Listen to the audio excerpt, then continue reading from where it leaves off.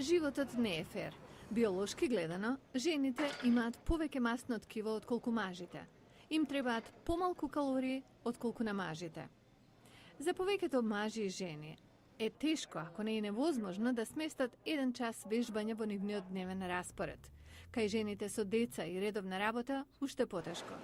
И на крајот на денот, барем во САД, нема многу мотивација за правење вистинска вечера, кога брзата храна е толку достапна. А таа и повеќе дебели. Американскиот центар за контрола на болести вели дека процентот на дебели американци пораснал за 60% помеѓу 1991 и 2000 година. Светската здравствена организација вели дека повеќе од 1 милиарда возрастни луѓе и во другите држави го имаат истиот проблем. Како да се намали тежината? Прашањето особено ги засега жените во зрели години.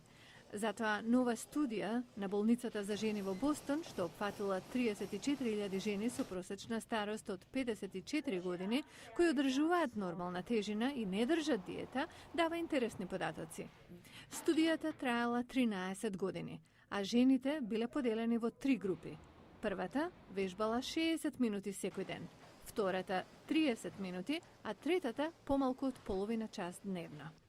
Сите добиле на тежина, во просек по 2,7 килограми. Студијата нашла дека повеќе вежбање не помага. Аймин Ли е една од истражувачите. Откако жената добила прекумерна тежина, нема релација меѓу физичката активност и промената на тежината кај овие жени. Но Аймин Ли вели тие треба да продолжат да вежбаат заради намалување на ризикот од развивање многу хронични болести поврзани со дебелината.